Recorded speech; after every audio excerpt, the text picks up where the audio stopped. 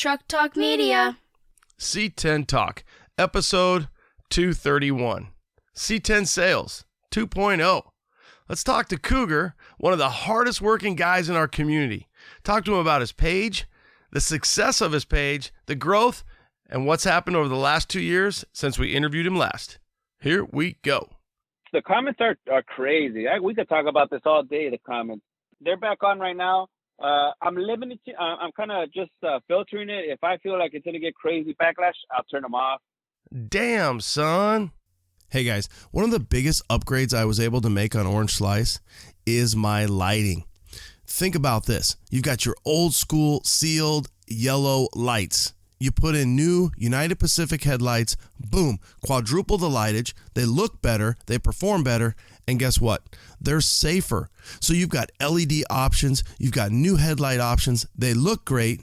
And honestly, we upgrade so many things with our trucks. Why not upgrade the lighting? When you do, think United Pacific. Go to upcarparts.com. That's right, upcarparts.com. I don't think you'll forget it. Save today. Thanks, guys. Give them a follow on social media too, Facebook and Instagram. Let me tell you what Melba's Toast is packing right here. All right, we've got 411 posi track out back, 750 double pumper, Edelbrock intakes, scored over 30, 11-1 pop-up pistons, turbojet, 390 horsepower. We're talking some bucking muscle. What does that do? Does that blow your mind? That just happened. Welcome to C10 Talk, your C10 truck podcast. And now I have a chance to be the best, maybe the best in the world. My old man is a television repairman. Ultimate set of tools. I can fix it. I said I got 50 cents in that jukebox, and all I can hear is your mouth clapping. You hear that? Here's your host, Ronnie Welch.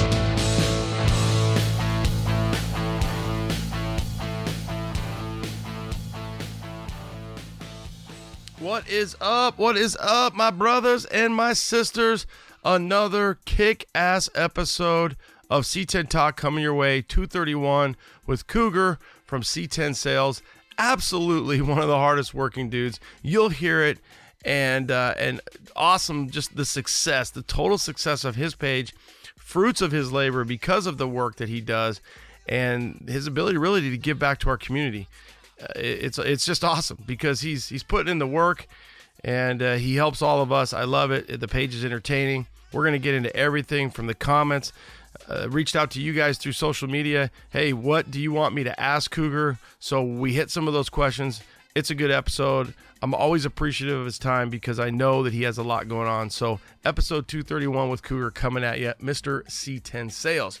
Over on the little brother station, OBS Talk, there's a guy, JLord8. Check him out on social at JLord8. And dude, he does some crazy autorama, change them graphic art stuff. It's really cool. It's a cool page. He's always changing up, manipulating 80s and 90s cars, trucks, definitely some G-body stuff. He's got some CK stuff in there. I don't think he's done many C10s. I'm going to have to tell him to bump up his game a little bit on that. But check out that episode. It's a pretty good episode. And check out his page. Episode 49 on OBS Talk. Working back here, we've got the 229 for C10 Talk, the C10 Roundtable. That was a lot of fun. That has been a very popular episode. Jump back if you haven't checked that out. I will allude to it a few times here about a roundtable with Cougar. So I think we're going to do something like that. Talking about like buying and selling. So I think we're going to do that. Let me know what you think. I think that's a good idea to kind of continue to push and educate and really just talk about the trucks, the movement of the trucks, the buying and the selling, and things to look out for, pitfalls, so on and so forth. And then we've got Barrett Jackson, I guess, going to buying and selling. You've got 230, episode 230, and there's more pitfalls there. Some good, some bad, and not so great because different things that we talk about on that episode. Some guys made a bunch of money. I mean, everybody made a bunch of money, but there's little tricks of the trade, I guess, that we can share with you guys. Log into 230 there, and you'll hear a few of those, especially at the end. I sit down with Kevin Stickle, Digital C10, and we do talk about a few of those things. All right, let's update you on a few shows and then get you into the episode with Cougar. Coming up just around the corner, February 25, 26, Conroe, Texas, just north of Houston there. Hope to see you guys out there. The 11th annual Lone Star Throwdown. If you haven't signed up, probably full, but you can check it out from a spectator perspective. It is a great show. Over 2,000 trucks. It's jam-packed, and LST always brings it big. You got that Houston area, big lip, badass trucks on the ground. Good times ahead, LST. All right, March 19th.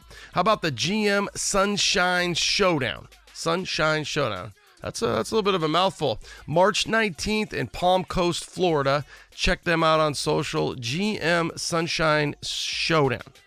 The venue looks bitchin'. This is their first one, so I can't wait to see how that goes for them. Good luck, guys. I hope it kicks ass out there in the Sunshine State of Florida. Then C10's at the Ranch, March 26th, and that's in, I guess, Agua Dulce, California. C10's at the Ranch. Check them out on social, March 26th. And then in early April, moving back to the south, Georgia, Summerhill, GA. C10's in the city, April 2nd. So a nice spring show there. And that's put on by our buddy Richard Cheeseman, Square Body C10. C10's in the south, April 2nd. And then moving back to the west, April 9th, the Reunion. Put on by yours truly and Mr. Sam Castronova, Chandler, Arizona. We're going to have a little pre-party that night, Friday night, and then the big show on Saturday, the Reunion.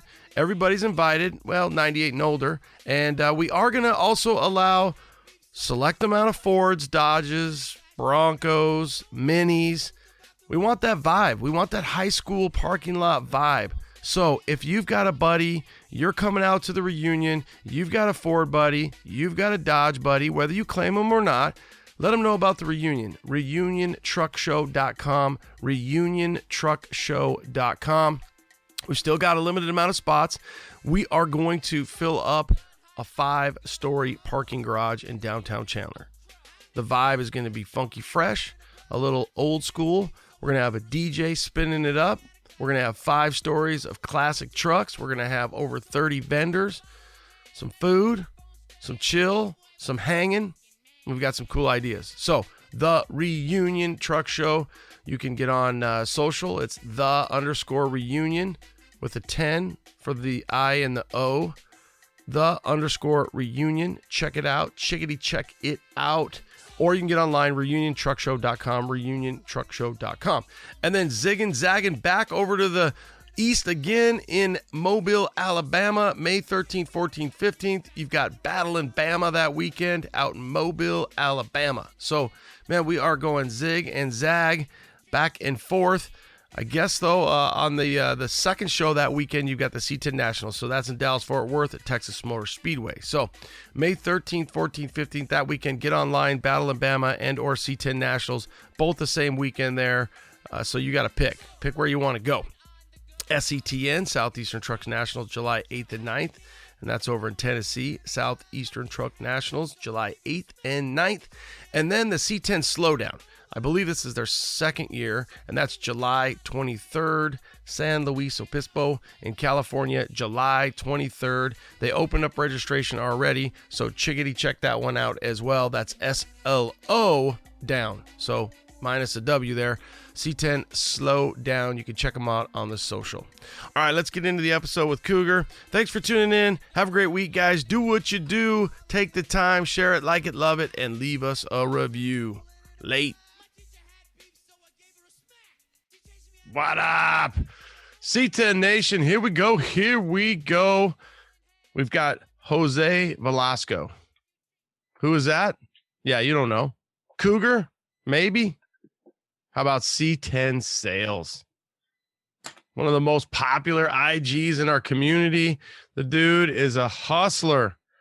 Moving, shaking, posting, supporting you guys and letting you get rid of your rides, find rides, connect, see what something's worth.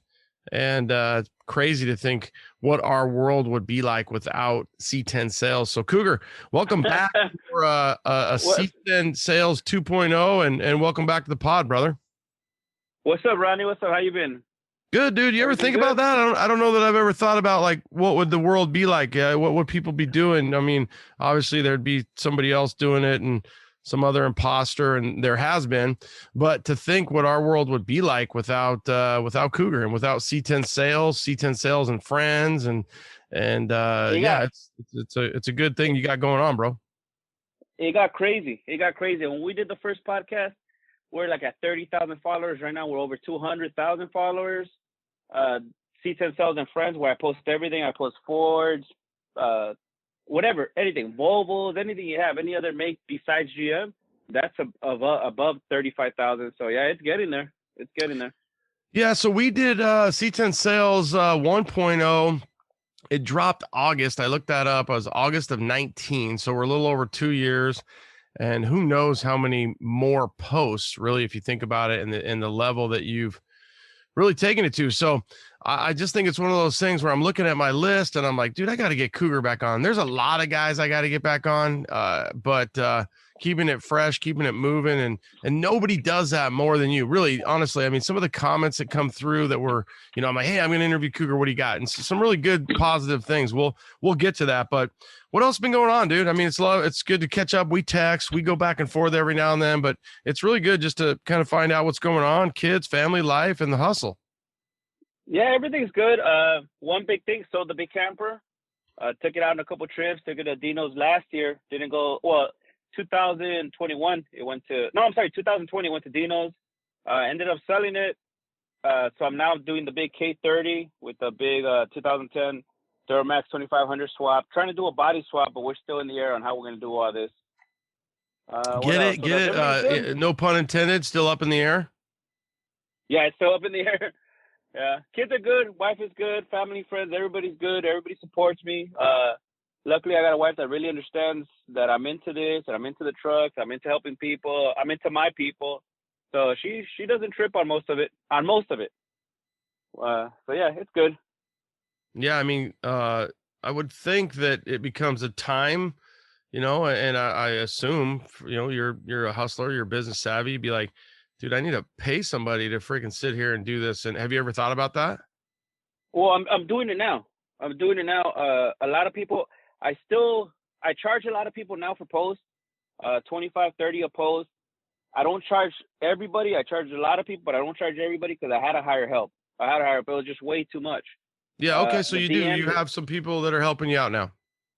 Yeah. I have some people that watch the comments. I have some people that answer some of the DMs. Most of the DMs come to me. All of the posting goes to me, but a lot of the looking up stuff, researching stuff, finding stuff for people, I got help with that. Okay. Yeah. And we're going to get to that. I want to get to the comments. That's one of those things that's obviously probably the hottest topic when I look at, not only your page and then your frustration, but we'll hold off on that a little bit. We'll do the old, the media thing where we string it out a little bit to get to that and make sure they've got to listen to, a few commercials before we just jump right into the comments and you keeping them on or off. But what would you say when you think about, some of the questions that I've got, what do you think is the biggest change from 2 years ago? Not just the followers, but, just from your perspective of managing C10 Sales. The biggest change? Yeah. It's hard. It's so many different aspects to C10 Sales from when it started. From when it started to now, it's completely flipped. I've been offered big money for the page. I've been threatened over the page. I've had people pass by my house because of the page. It got crazy. People do what at your house? Pass by. I get people passing by, sending me pictures of my trucks. Hey, I didn't know you lived here. And I was like, damn. It's just, it got crazy. The page got crazy.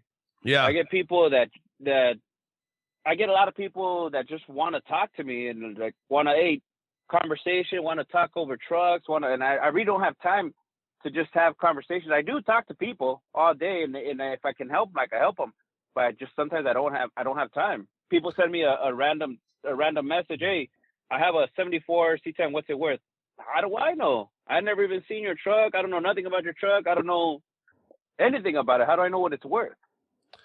Yeah, I think you're in your defense. I mean, I love to hear that you say the help because you do help. You go out of your way.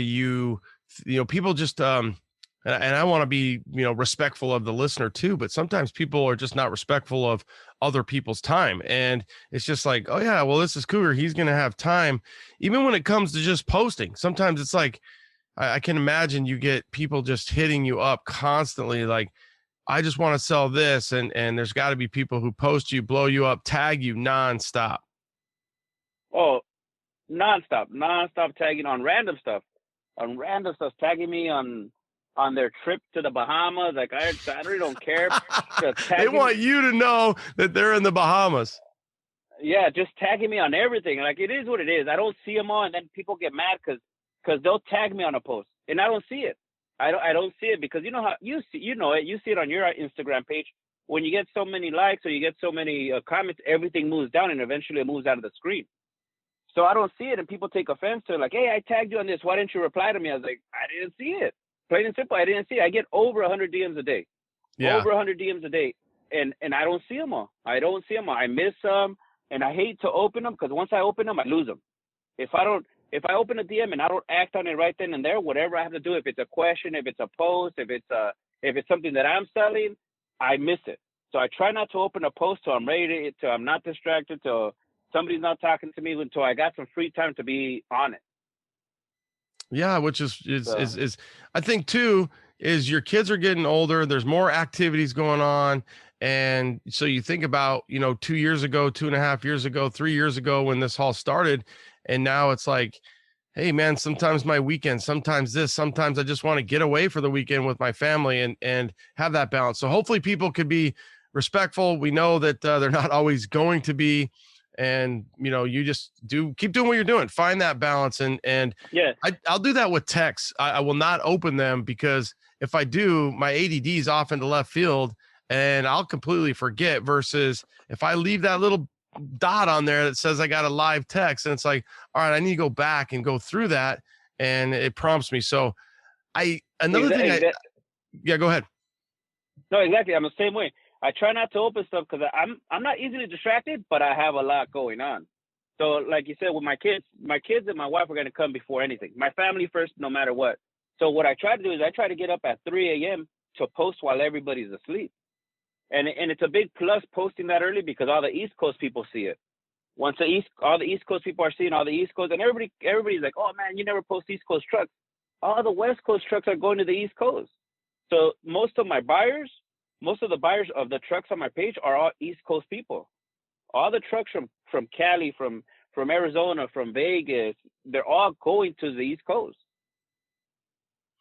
Yeah, I mean, it makes sense. I mean, we have dry metal out here, and hey, if you East Coast guys got something that's worth selling, and maybe now and then you put something up and it might not do all that well, and you're like, hey, I've tried. I mean, your algorithm, you've learned a lot. You become an expert at Instagram policy, Instagram process.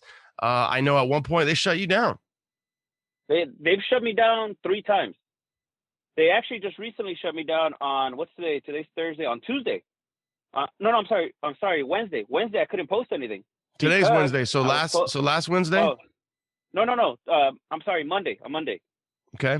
On Monday, they shut me down. I couldn't post anything. It was like, I want to say about in the afternoon, about 3 o'clock. After 3 o'clock to the next day, I couldn't post anything, because I posted too much. I posted way too many things early in the morning. I removed way too many people off my Instagram. I restricted a bunch of people. I did a lot of stuff on Instagram that raised a flag saying, hey, this guy might be a bot or something. You see them, hey, post on this, hey, post on this, post on alpha this, post on alpha that, or I made this much money on Bitcoin. This guy helped me with that. You see a lot of that on Instagram now, because those are all bots. I guess when Instagram recognizes that that's going on a lot real frequently, they'll shut it down. Dude, you got to love that they've got you working so hard makes them think that their algorithm, their process think that Cougar is a bot. That's impressive, dude, because most guys aren't posting maybe 1-2 times a day.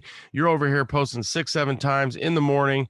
And then we do get a lot of junk spam in the bigger accounts where it's like, I invested this much money with this guy, John Oro, and he turned all my money into millions and millions of dollars. So follow this page. Or the other one that's always funny is post it up here at C10 Sales. Yeah, I don't even know how those accounts work. I see them all the time. I get it all the time. Hey, for $50, I'll give you 10,000 followers. For $100, I'll get you 1 million likes. I get that all day. I get all day right now. What I've been blocking a lot lately, I'm going to say about 10 people a day I've been blocking on the whole, hey, I lost my Instagram account. If I text message you a number, could you activate it for me? I've been getting that all day because people are getting hacked left and right because they're opening random links on their Instagram. So don't send me any links. Don't send me any OfferUp links, Craigslist links. Don't send me any links. Say, hey, could you post this up for me? Here's the link. I don't open them. I just delete those messages. So let's do that. Let's cover some of that. So guy, girl, somebody's got a C10 Nations out there. They've got a nice truck. Let's say they've got a beautiful 1977 GMC, yellow trim, 2-wheel drive, long bed, and they want to sell that. They're in, let's say, Kansas. They're in Kansas, and they want to reach out to Cougar. What should they be thinking? What should they send you? 10 pictures. I'm sorry. A maximum of 10 in the description, in the post. So it's either 9 pictures, 1 video, 5 pictures, 5 videos. The videos have to be under 59 seconds. Can't be a minute because they'll get cut off. And send me real simple. Year, description, price, and location. That's it. Because I hate to say it, but people aren't going to read the whole description. You don't have to put in there, it was my grandpa's truck. He restored it in 1993. He put a 350. You don't have to put all that. You just put the basic points to the truck, the most appealing aspects of the truck to the people, and they're going to DM you. As soon as it catches their eye, they're going to DM you. No, not everybody. A lot of people do, but not everybody is going to read 10, 4, whatever sentence into the description. They just want to know the basic. Hey, it's a 77 LS SWAT, original paint, Kansas title. Boom, let's go. That's what they want. It's real quick and simple. That's what people want. Well, you know it. Less is more.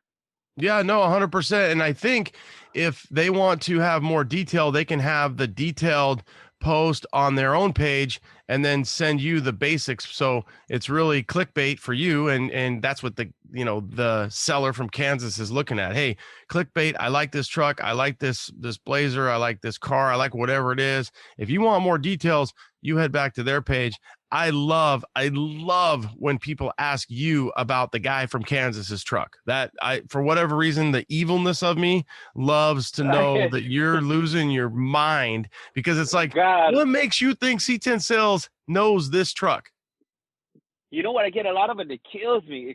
Is John Orwell in Long Beach is selling a 77 C10. And then I'll get the DM, hey, you think John will take $1,500? I don't know, John. Oh, he'll take that and a nice blowjob. I don't know. Fuck, dude. It's like, dude, what? let me get him on the phone. How do I know? Yeah. They want you to do the dirty work. And it's crazy, man, the way it goes on. And I love watching that, where when I see the comments on the page, they're asking you or tagging you. So they'll say something and they'll say, hey, C10 Sales, is that the right bumper? Or is that supposed to be, is that trim? Is that new? Is that fresh? Is that, and you're like, dude, I'm just the medium. I'm the guy in the middle. Yeah, that gets me. But I got a lot of good people that follow me, a lot of people that have my back, and they'll, before I even drop a comment, they'll be like, hey, that's not the guy selling it. Don't leave Cougar alone. He just posted it. And a lot of people defend me, and I appreciate that, because a lot of people have my back on the page. And then those people just jam. Those people end up DMing the right people.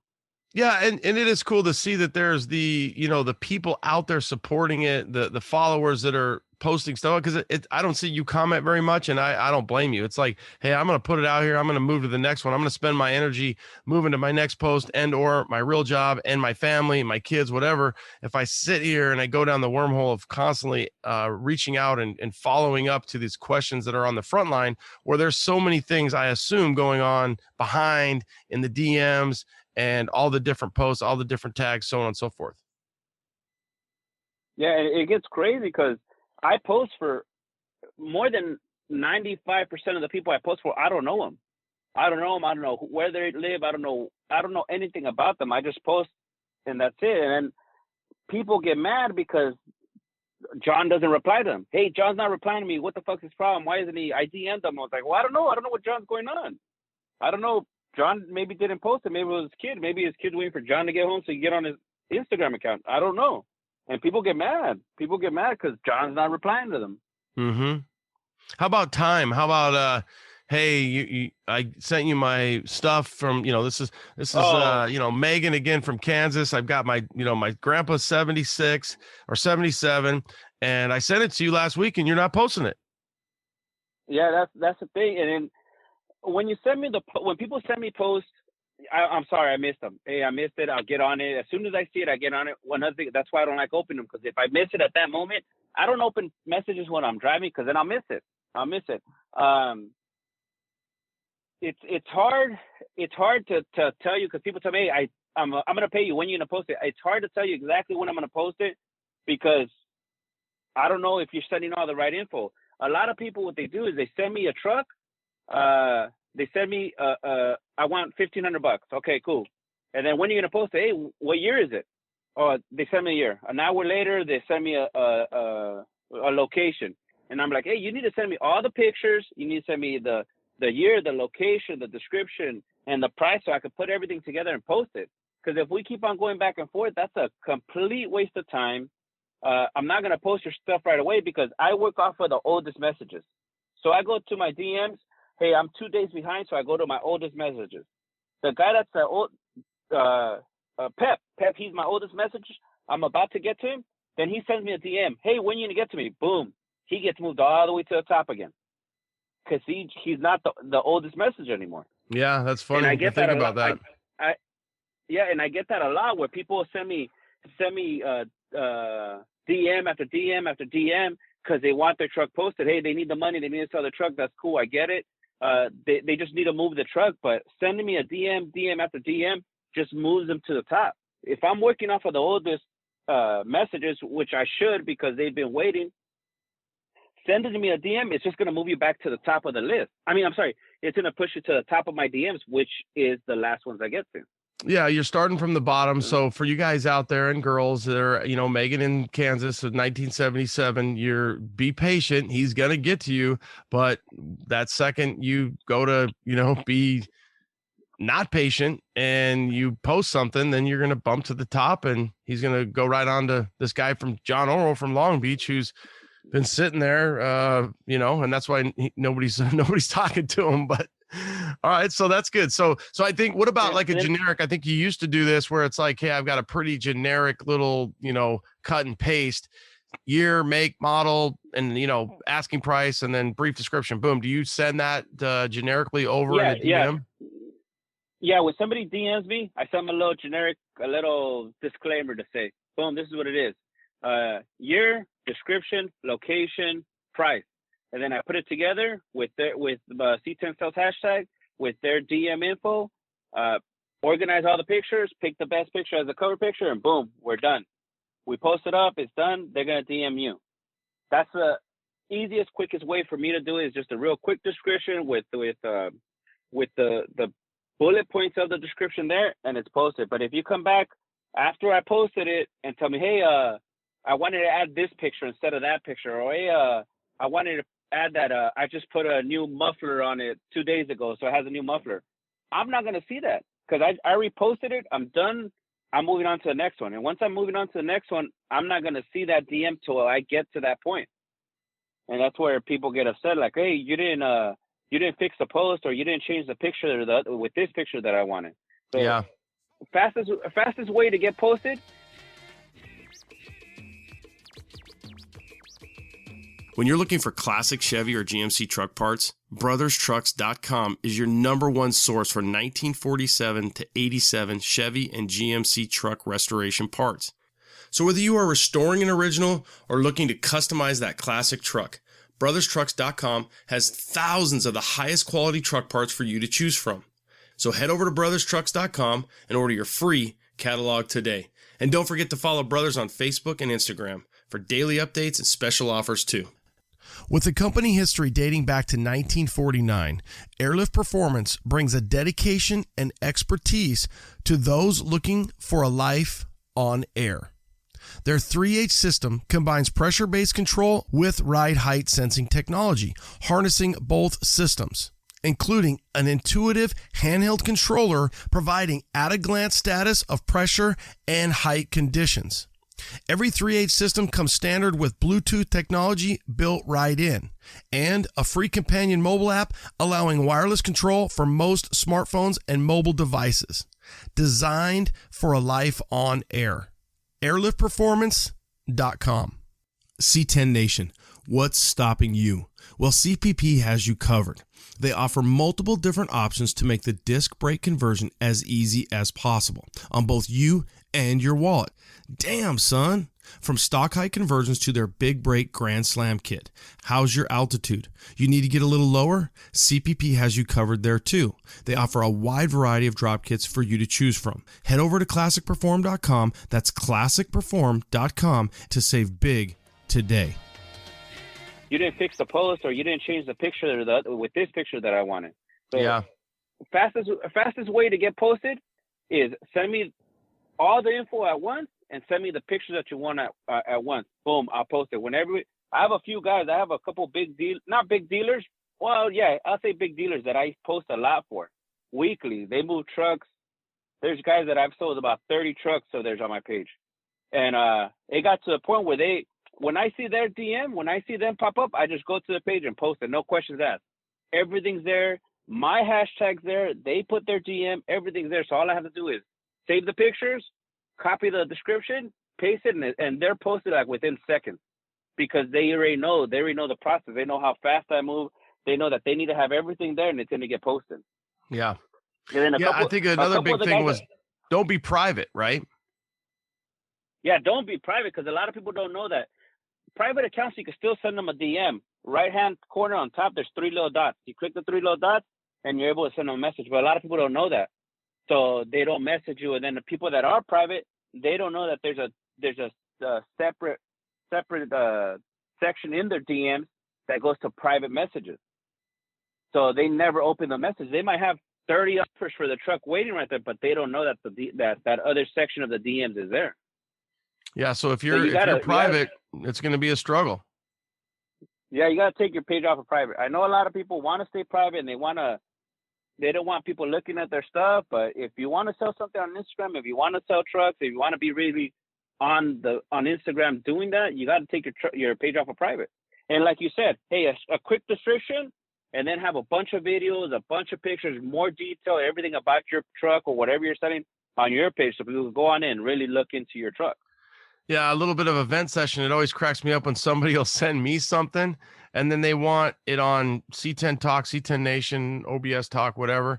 And then I'll go to their page and there's nothing. And it's like, you don't even have it on your own page. If you're selling a truck, it's like, oh no, I don't want to put it on my personal page. I don't want people to see that, but I want, everybody else to see it on your page or on C10 Sales or whatever. I mean, I guess if you're paying for it, it's no different than a classified, but in today's world, people probably know you have a truck, put it up there, embrace it, put the better description, the more in depth, because, you're going to get 1 or 2 people that are going to want prospective buyers, and they're going to want it, and they're going to want to dive in. So I guess if you just want to field calls or a bunch of DMs, you go back and forth. So whatever, if you want to be, in the DM mode, or sometimes I'll do that on Facebook where you're in Facebook and you're just messaging back and forth. Yeah. And stuff is selling like crazy. Everybody's like, oh, these prices are outrageous. Man, trucks are right now. I'm not over exaggerating, but I think about 10 trucks a day are selling on my page. About 10 trucks a day. They're just selling like crazy, and they're asking big money. It is what it is. That's what trucks are worth right now.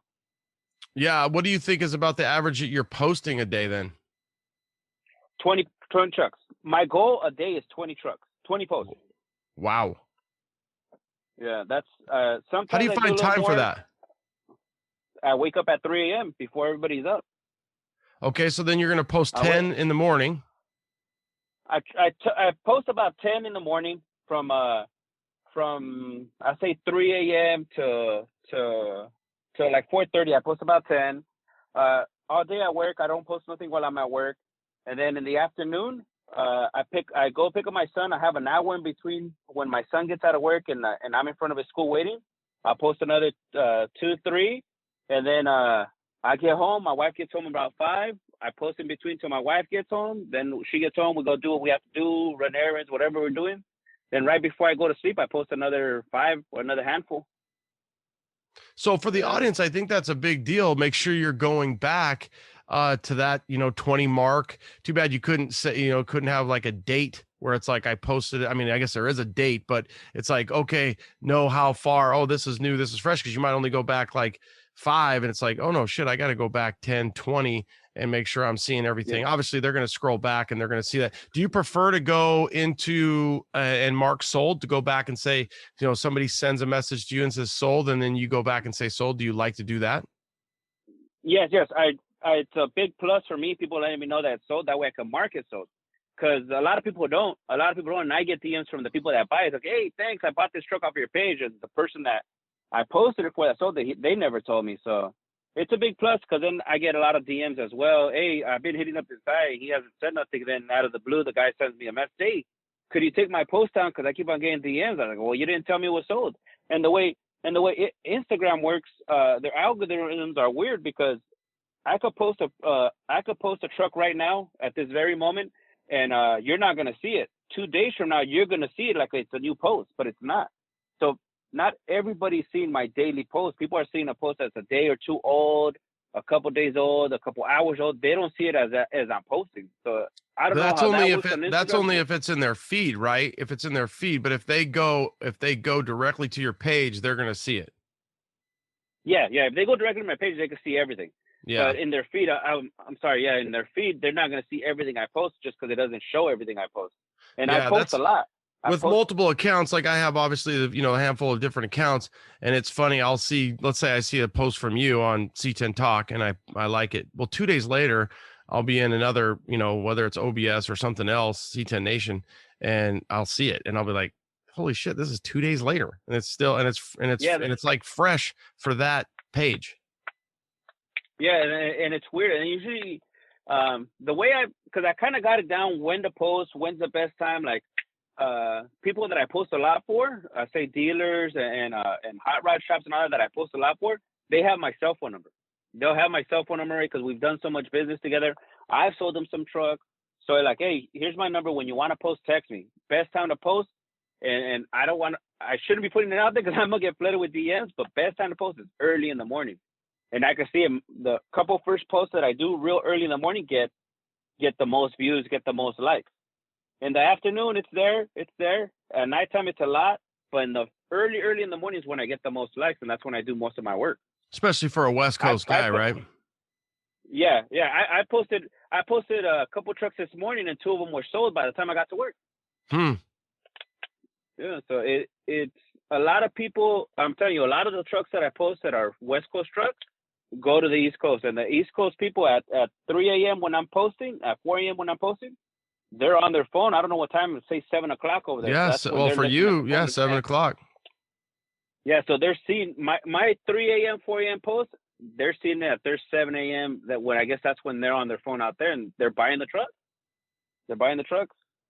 It's good. They're making it happen. I mean, you sit around, it's going to be gone. And like you said, you don't know, always how fresh and reach out to the guy. It's a great avenue that we have. So, personally, okay. So you sold your camper. That thing was what a good time. Again, we're going back. This is almost a year now.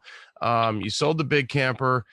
We saw Solomon the other day, our Ford buddy, pick up dusty roads, and it was funny, man. Cougar and I were having a good time, and you did a little kind of a meme with Yellowstone and with your truck, and then it's just one of those camper trucks, man. They're fun, but it's a lot of work. It's a lot of work, and people don't get it. I wish them nothing but the best with that truck, but you've been there, I've been there. It's scary driving it. It's a lot of truck. My camper weighed 3,000 pounds dry. I loved it because I take my kids to a lot of shows, and my kids were over the show. Hey, get in the camper, hang out. And it was cool. It was perfect. When we were at Dino's, my buddy Jim came by with his wife. They needed to change their kid. Hey, jump in the camper, turn on the lights. It was perfect. I loved the camper. I loved the truck. I loved the look. I loved the wheels. I loved everything about that truck. But it was just too much taking it on long trips. Besides the 4 miles to the gallon with that 454, it was just too much. It's too much truck. And it's not like parking a single cab short bed or even a single cab long bed in a garage, right? You're backing up. You practically need a backer. Yeah, it's a lot. So it's fun. And just the looks that you get, the dude rad truck, fuck yeah, love the truck, all that it's miles per gallon, but those big trucks are a lot. It was worth it. I love the truck. I would never I wouldn't give up anything for the experience I had with that truck. I loved every single moment of it. But like you said, it was a lot of truck. The overhang of the camper. I have a warehouse close to my house where I keep all my cars and I keep all my junk. And that's where the camper stayed most of the time. If it wasn't out at a show, if it wasn't out on the street, it was inside that warehouse. And keeping it inside that warehouse, I lost about 3 spots for cars just because it was so massive. So what else? You got you have the 2-door Tahoe? Yeah, the red 2-door Tahoe, the one that was wrapped in Van Halen. I took the decals off. You getting ready to sell that, or are you keeping that? No, I'm gonna sell it. I don't keep nothing.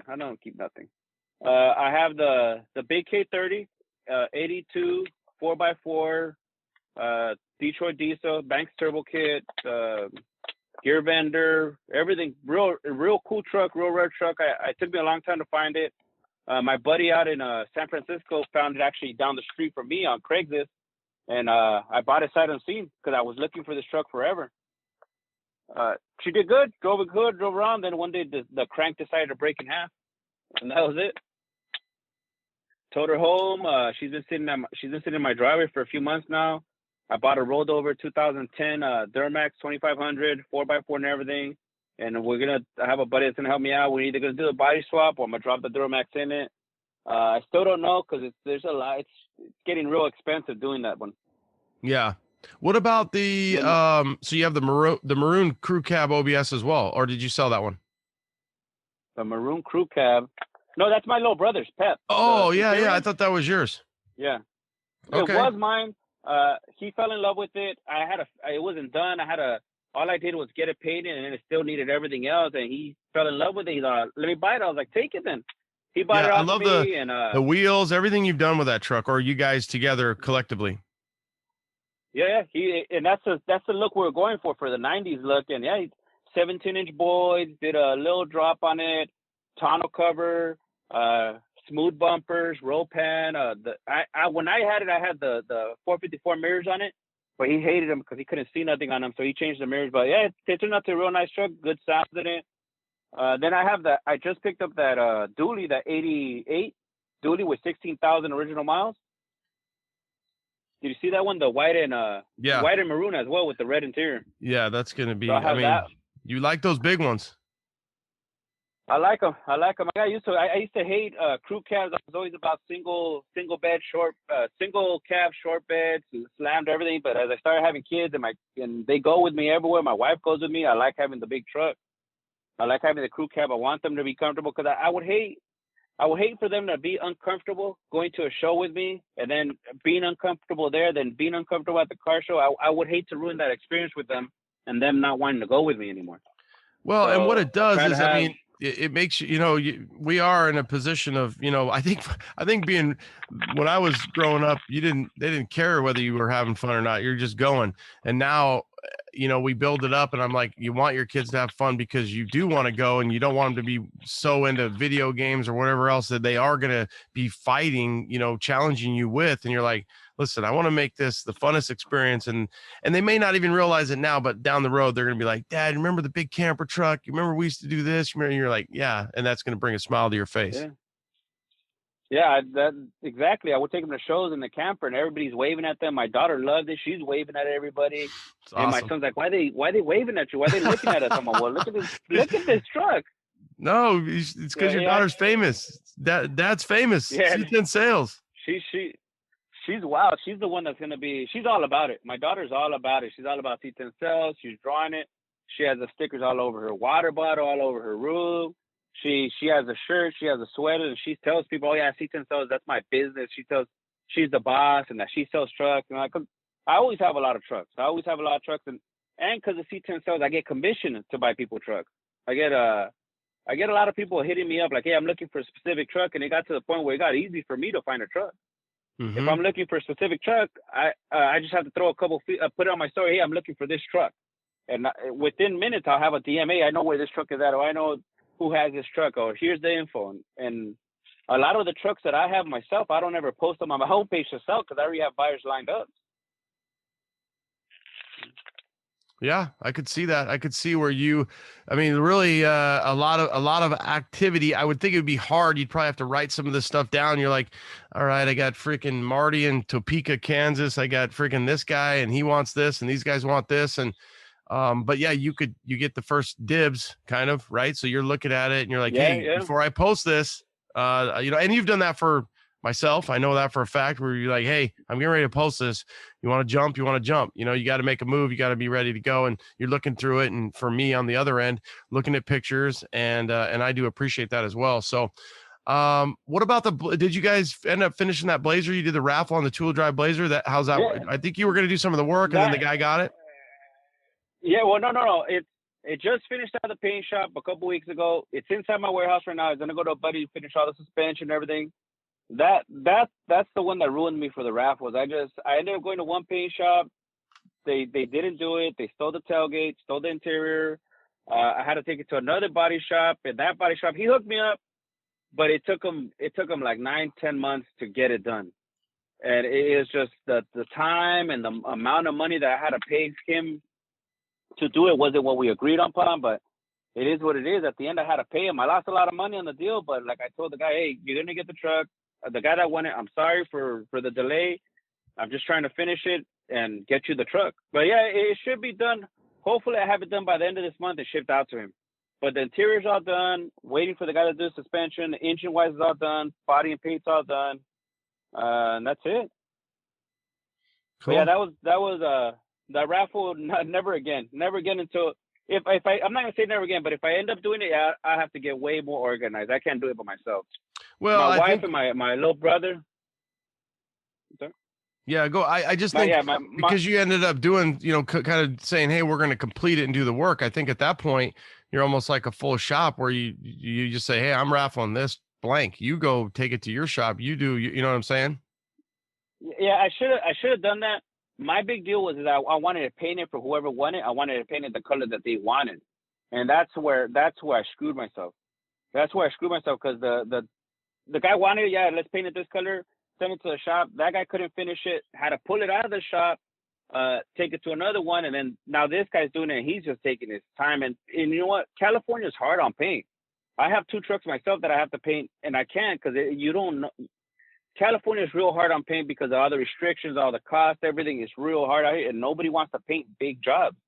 Nobody wants to do big jobs. Everybody wants to do a quick bumper, quick fender. Let's get it in, get it out. Okay. Yeah, that's that could be frustrating, and that's whether you're in California or Arizona or wherever, Florida. The delay right now because trucks are hot, cars are hot, everything's hot, everything's slowing down from the work progression, and then you've got the supply chain. So let's read some of these comments real quick. I think. Go ahead. That's another thing. That's why I was gonna tell you that trucks are selling so fast on my page. Because there's such a delay on parts, there's such a delay on labor. People aren't working because of the whole Rona thing. People aren't going to work. So if you want a truck, if you want to build a truck, it's going to take you a long time right now getting all the parts. So you're better off buying a truck that's already done, and you're going to get it cheaper than what you would cost you to build it. Yeah, because there's so much uncertainty on the labor and the parts right now that you're better off just buying the truck the way it is and drive it and have fun and then assemble your parts. Once you get the parts you want to upgrade it, to change it, to lower it, to lift it, then you'll be able to do that. But in the meantime, while your kids are small, while you're trying to enjoy it, go out, have fun, buy a running, driving truck, and then you'll enjoy it. And who knows, your plan might even change in the next year, 2 years, or however long it's going to take for all this craziness to happen.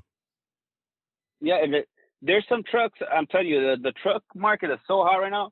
I have a handful of dealers that I deal directly to that I don't even post brand new trucks. I do post them, but sometimes I don't even post them. I'm like, hey, this guy's about to post this 2022. You want it? Before I post it, yeah, I'll buy it. No questions asked. Yeah, and I'll just redirect the info because I got dealers buying these trucks off of my page because they need trucks. They need trucks on their lot.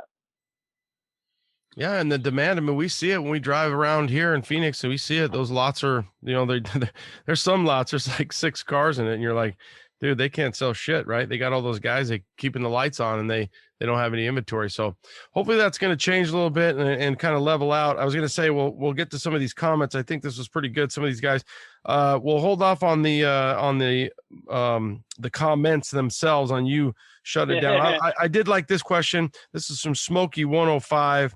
What's hotter this past year, lower trucks or stock? So lower trucks, stock, or 4x?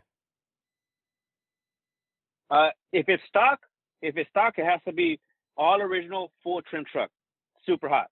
And original bodies, paint, right? Original paint. Yes, original paint. Yes, original paint, full trim, crazy options. That brings big money on square bodies. On second gen C10s, 67, 72, everybody wants a slam C10. On that body style, that's hot. But yeah, if we're talking about original paint, everybody wants full trim, two-tone, crazy options, tilt, AC, everything. They want it bone stock, and everybody's like, "Oh my God, it doesn't have an LS. It doesn't have a LS." I've seen a bunch of these square bodies on my page that are nice, full trim, two-tone, bone stock 350s going for 25, 30 grand all day. But it's because that's the look people want right now, especially when it comes to the square bodies. Wow. Okay. On the 67, 72s, everybody wants a slam. Everybody wants a slam truck. That's crazy. What a difference, right? And just the cycle. How? Okay, this was a good one. Go ahead. Oh, and then I was gonna say, the OBS market's out of control right now. So yeah, you can't get anything. You can't say. I can't really say anything about the OBS because everybody knows. Everybody hates it or you love it, but the OBS market is ridiculous hot right now, especially these 454 trucks. If you could get one, get it because they're going. They're going. Everybody wants them right now. Yeah, and an Indy truck too. Any truck like that. Yeah. Single cab short beds are bringing big money. Square dash is more popular than round, so 94 and older is more popular. Get out of here. Round dash is better. 95 and up. You might say it's better, but I think that the square dash brings more money right now. I think people are looking for that. I'd say that it's more nostalgic. Me personally, I like the 95 and up, but that's just my personal opinion. But yeah, any OBS, they're moving. They're moving. I bet the reason why too, and this would be a good debate on over on the OBS talk, but is you're younger, so you might not have spent as much time in a square dash where you'd spend time in the round dash. I daily in NBS, so if I'm in a 95 or newer, I'm like, damn, it's not that much different. For right now, I'm just loving the square dash nostalgia. I mean, I drive my 90. I mean, that's I guess my new daily now. I drive that to the fire station, and I'm loving it. But I actually had the chance to buy an extra cab, a white extra cab tool drive, one owner, and I was picking between the two. The brown one that I got, which is my two-tone 90, and I paid $1,500 more, and it was 6 years older, and it had 20,000 more miles. So it had 93,000, and then 06 had 70,000. Both original one owner, old person trucks. And I was like, well, I don't want just the white extra cab 96. I want I wanted the 90. I like the swooping gauges because again, it's just nostalgic for me. So it's that old school, but that's the great thing about it is some people they want the trim, they want the two-tone, they want, all those different things, to each his own. And that's what they're looking for. Everybody's out there looking, and they're looking on your page. Yeah. There's a lot of trucks out there still. Everybody's like, oh, where'd you find it? They're all over. I just pulled out that 72. I don't know if you saw it. The yellow 72. It's been sitting in a garage close to my house in Whittier since 96. Since 1996, the truck was put in the garage and never took out. It was actually the guy that sold it to me. It was his truck. He drove it to Arizona to pick up something, and on the way back, it turned off. They towed it back home, and never again did he pull it out since 96. How did you end up finding that? I found it on OfferUp. I messaged the guy. He never messaged me back. I messaged him months ago. He never messaged me back, and out of the blue, he messaged me with his number. I was like, I got to jump on it. I called him. I'm like, hey, I want the truck. He goes, come and check it out. I got a few people that want it, but whoever comes first. This was like 7 o'clock in the afternoon. I told my wife, hey, I'll be right back. I'm going to go buy a truck. She's all right. Took off, went to his house, checked it out, tried to haggle him down. He told me to fuck off, and had to pay him what he was asking, but I wanted the truck. Well, they're hot. So that, you could sit around and haggle and somebody's going to swoop up right behind you. So it's a good thing you did what you did and you got it. You know what I'm saying?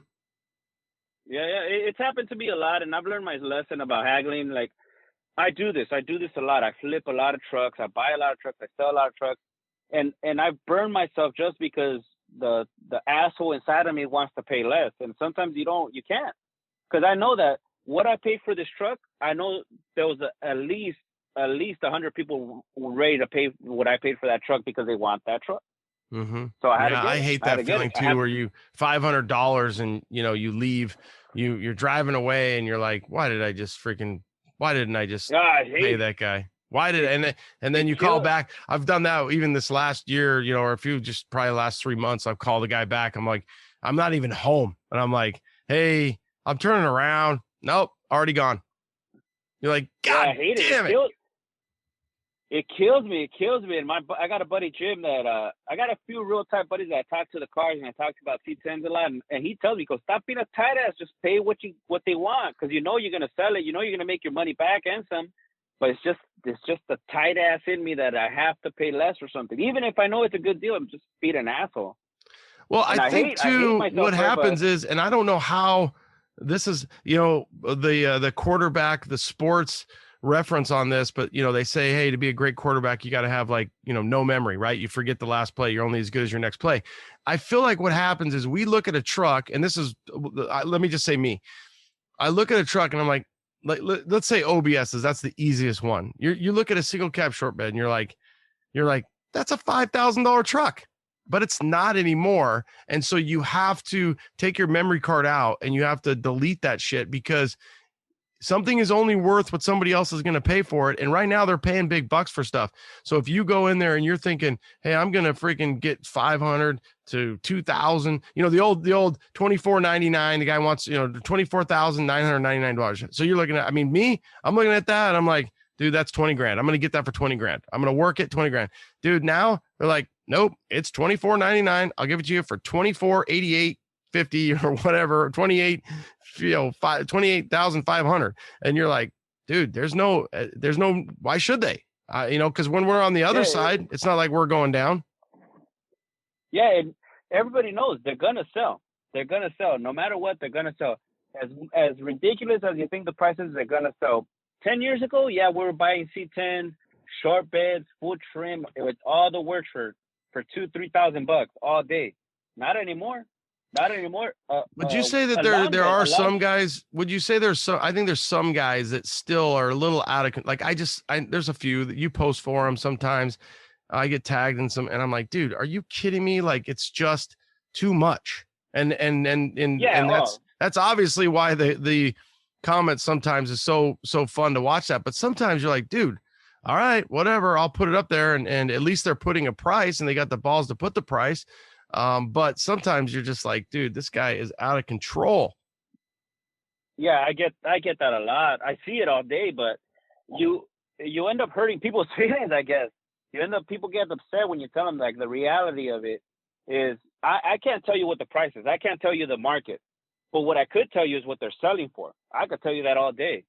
And I could tell you right now, your 92 6-cylinder OBS with manual windows, nothing power, is not going to go for $25,000, because they just posted a 92 54 with 30,000 original miles. Looks like it's off the showroom floor, sold for $35,000. You're comparing the wrong trucks, even though they're the same year and you think they're the same truck. They're not the same truck. But that's how people see. People don't understand what work goes into it. They just know, I have the same truck. I seen it on Barrett go for this much. So you bought a C10 and it either had AC at one time or it wasn't even an option. Well, Vintage Air has the solution for you. Their SureFit kits are designed to place the evaporator and hoses behind the dash for a factory clean look. In most cases, the SureFit systems will be controlled by your stock dash controls using their exclusive cable converters. The Gen 4 kit provides infinite, just right temperature, air blending, and blower fan speed adjustments. The Vintage Air SureFit kits are the best value and the most completely engineered air conditioning system you can install in your C10. Add the fact that Vintage Air has been the most respected name in performance aftermarket climate control systems for 40 years. 40 years? Damn, son. The choice is obvious. VintageAir.com. Marquet has been in business for over 40 years. It all started in the original owner's garage. From humble beginnings of a couple parts in a garage to a 2-building manufacturing facility making over 6,000 parts, Marquet has grown to be one of the country's premier truck parts manufacturers. They not only design the products, but also design the tooling to build the products, guaranteeing quality control. They have made their original parts from the original trucks. Aluminum strips are double polished, creating a mirror finish, and crystal clear anodized. They offer quality parts built by Americans for old American-made trucks. So when you're looking for body moldings, bed strips, bed wood, and so much more, think Marquet. That's mar-k.com. You've heard me talk about my gauges. Dakota Digital. I love them. Don't forget the interior of your build. Dakota Digital has the best gauges for our trucks. Whether you want a direct fit into the stock bezel or something custom. These kits are complete with sensors for any engine. The new RTX series is really incredible. I think it stands for retro, but it should stand for rad. They look just like the stock clusters, but have all the technology you'd expect from Dakota Digital. You can change the lighting colors, customize the reading in the message centers, and do it all from the mobile app. That's right, the HDX and RTX series have Bluetooth technology, so you can mess with them from your phone. I'm looking at RPM, trip odometer, percent fuel, oil pressure, and now I have the GPS set up. I can tell you direction, elevation, and even outside temp. Damn, son, it's like a modern truck, but even better in a classic. Dakota Digital is absolutely the best in aftermarket gauges, so check them out at dakotadigital.com. dakotadigital.com. And you can follow them on Instagram and Facebook too. You're comparing the wrong trucks. Even though they're the same year and you think they're the same truck, they're not the same truck. But that's how people see. People don't understand what work goes into it. They just know I have the same truck. I seen it on Barrett go for this much. I think if you're posting your truck up and you've got a decent page and you post your truck up and you still have it a week, 2 weeks, a month later, I mean, let's be a month, right? Let's say 3 to 4 weeks. If you have your truck in today's market for 3 to 4 weeks then your truck is overpriced. Your truck is overpriced. People are on the page, Cougar's page, C10 Sales. They're looking, they want to buy. Now, granted, there's always that like, well, shit, I got 100 people calling me. I sold it. It's too cheap. Well, you got to find the happy medium. But if your truck is still available 4 weeks later, then your truck is overpriced. Yeah, and I tell people like I'm all for it. Shoot for the moon if you want. Shoot for the stars. But you got to understand like what's real bad on selling anything. I'm gonna say I sell a lot of trucks, but I don't know if it's for houses or for anything else. But selling anything, if it doesn't sell right away, then it's not going to sell in a week or two because people are going to think something's wrong with it. I post a truck for $25,000 and it doesn't sell. And then the next day I'm like, hey, and a week later I'm saying, hey, you know what? Mark it down to 17 grand and it's still not selling. People see it on the page or people see it on Offroad, people see it on Craigslist. And I think the same way. When I see a truck sitting there for a long time, hey, something's wrong with it. If I know people went to go look at it, something's wrong with it if it's not selling. Either you were asking way too much or when people went to go look at it, it wasn't what you advertised. Yeah. I mean, it's hard. And there's 20 other different distractions for somebody else to look for and grab onto. So somebody might have found something else and they're like, wow, that guy, he wanted too much. I'm going to buy this or whatever it is. So it is a gamble. You're trying to figure out, hey, what's the most, I always tell people, you're trying to pay the least amount. I'm trying to sell it for the most amount or vice versa, right? There's a respect there within like, come on, dude, get out of here. You're this much over. Like there's a car here, there's a truck here in Phoenix that I've been haggling with this guy for well over 2 months and he's just not budging. And I'm like, all right, I'm done with you because it's been there for 2 months. You've had it on Facebook, you've had it all over and it's not running, and you're still not budging on the price. Like, he wanted 95. I offered him 6. Then I offered him 7. And he is just not budging. And I'm like, dude, I'm not going to give you, I probably shouldn't even give you 7 for it, but whatever. 7. Nope. Okay. Later.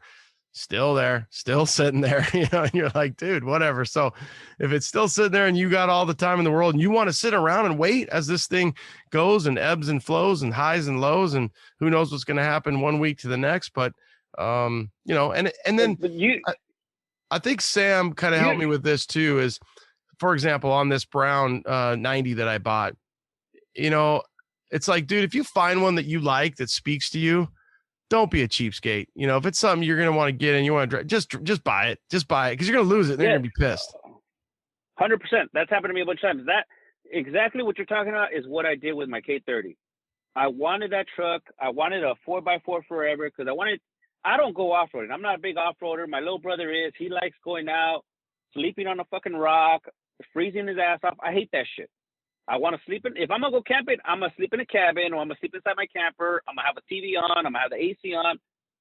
It is what it is. I don't like camping. So my kids want to go to the beach, and I couldn't take them in the laid out dually, the camper, because I think it's going to get stuck. So I wanted a big truck. I wanted a K30. I wanted something I could take them a little bit off road and not worry about getting stuck. And my buddy JD found it. He goes, "Hey, here's your truck. Go get it." I called the guy without even haggling him. "How much you want?" "This is what I want." "All right, I'll buy it." "When can I go get it?" "Oh, I'm not home. I'll be home in a couple hours." "Call me when you're home and I'll go buy it."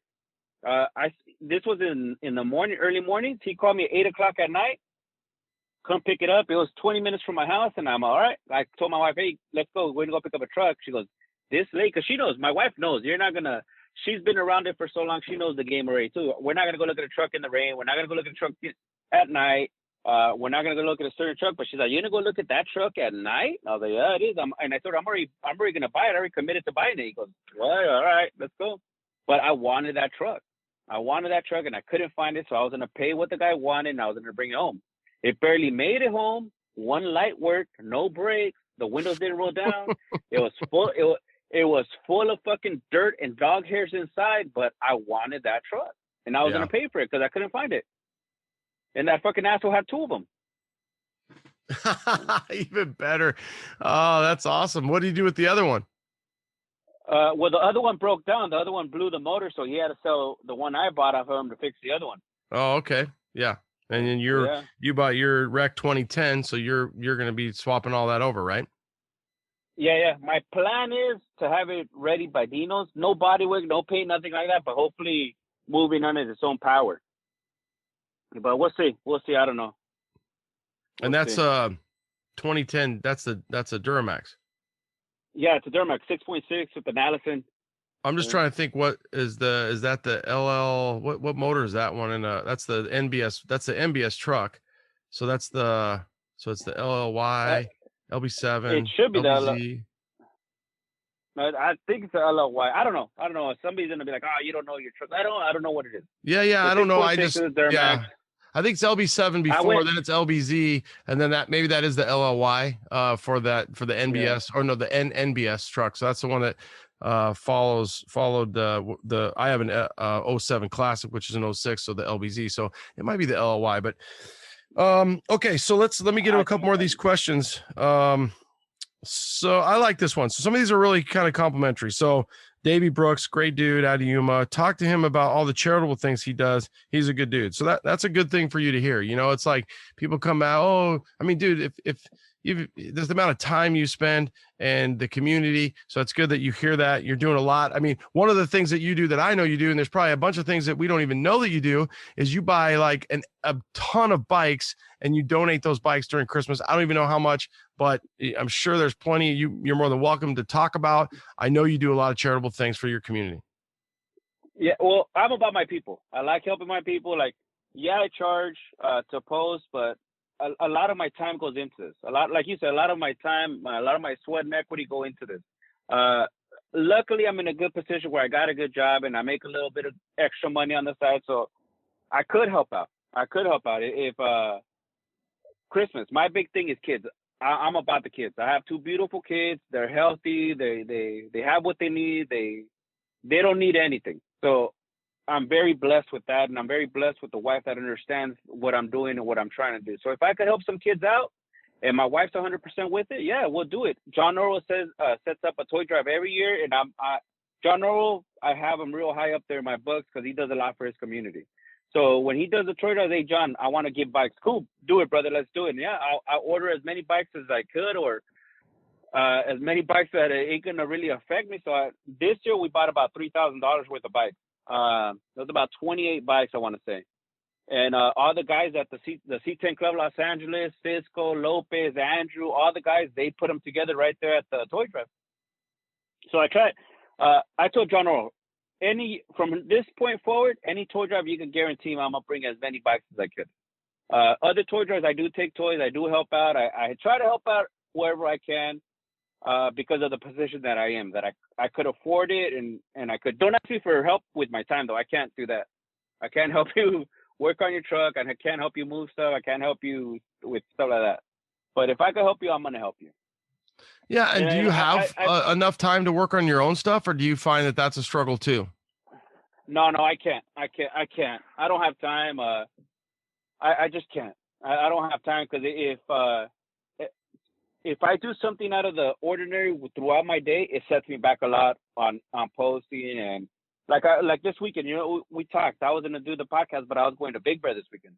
So we went to Big Bear, hung out. I didn't post much. I try to post here and there, but a day or two off sets me behind like 4 or 5 days. So and the weekends, the weekend is when I get flooded with the most messages, with the most posts. Even though I don't post as much on the weekends because I'm out and about, I do most of my posting Monday through Friday. The weekends where I get flooded with most of the messages, though. Yeah. So you take a time off, man, it'll set you back. You almost have to have Cougar 2.0, somebody you can hand off the C10 Sales phone to and log in. And I would think you would almost just be afraid of that too. It's like, I don't even want anybody else logging in. I don't want to log out. I don't want this thing freaking shutting down, because I get stressed out when I have to reset any of that crap, man. I'm just like, dude, it stresses me out. Like, it's going to freaking be like, nope, you can't log in now. And you're like, no. I get it 100%. When it happened the first time, dude, I was stressed like you wouldn't believe it. I was stressed. I was losing my mind over it, because I had so much stuff in play about it. And luckily some cool cat, James, he's a good friend of mine now, and he reached out to me. He told me, hey, I can help you out. But I had tons of people telling me that. I had people telling me, hey, for $10,000, I'll get your account back for this. And I was like, what the hell? Like, I don't know if it was people just trying to blackmail me or what they were doing, but I had a lot of people try to tell me, oh, I get it, and it wasn't happening. It wasn't happening. This guy, James, hit me up. He goes, hey, I'll help you out, brother. And I was like, for real, son? He goes, yeah. And I was like, all right, bro, let's do it. And he talked to some people. I talked to some people, and he made it happen. He called me in the morning. He goes, hey, check your Instagram now. And I checked, and it was on. And I was like, what the fuck? And I did a little dance, and I was like, man, brother, dude, thank you. I don't know what I owe you. I don't know what I could do for you, but thank you. And then that guy just hooked it up. Yeah, I love the dance. Did you ever find out why? No, I didn't. Well, you know what? I want to say it was just probably haters, somebody complaining or somebody doing something to Instagram. But the truth, I don't know. Yeah, I mean, to think that he made that happen, and I don't even know at what point, because there's so many layers there, and yeah, I mean, he made it happen. It didn't matter.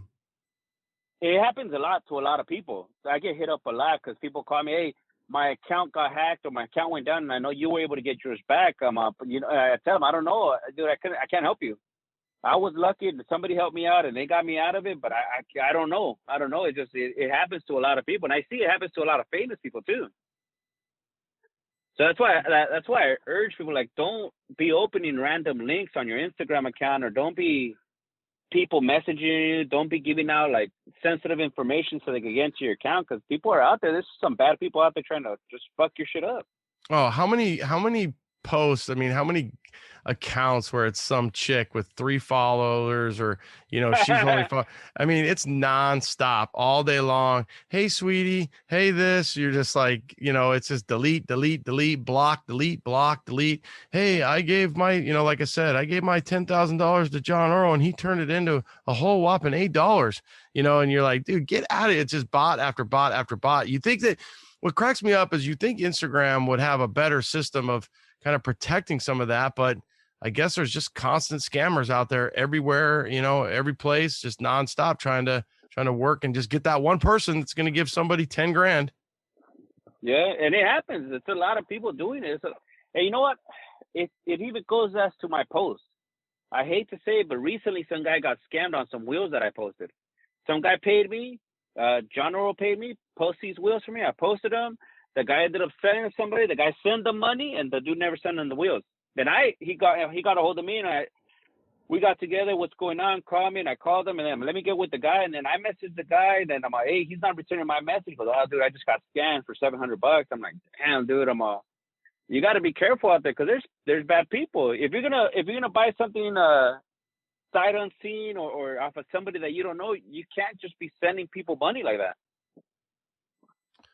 Yeah, I probably need to get with a couple guys. Maybe we'll do a little round table and we'll talk about the best way to buy, because that's a big question, something that's a big enough question that we could probably run another pod. We'll get a handful of us together and guys that I know that buy and sell, yourself, obviously Sammy C, and you know, some of the questions that I get asked. I've also done things where when I go to buy one, you know, I'll buy something and the guy's like, how do we do this? I've never done this. I'm like, okay, this is how I've done it before. This is how I like to do it. You know, there is a level of trust. There has to be if you're not going to do it in person, there has to be a level of trust one way or the other. Okay. There just has to be. And there's bad people out there. So let's table that for another C10 Sales, C10 Talk, Sammy C, and I'll think of one other guy, and we'll just do a freaking round table on buying and selling and lessons learned and some things like that. So let's get into this one. I got a lot of that. Yeah, that I think that'll be a good one. So Patrick, ATX C10, another good. I want to make sure I get the compliment ones before we get into all the why are you not letting the comments. But so he's saying, Patrick's saying, I'm sure it's difficult some days dealing with crazy sellers. What keeps you motivated to keep the page running?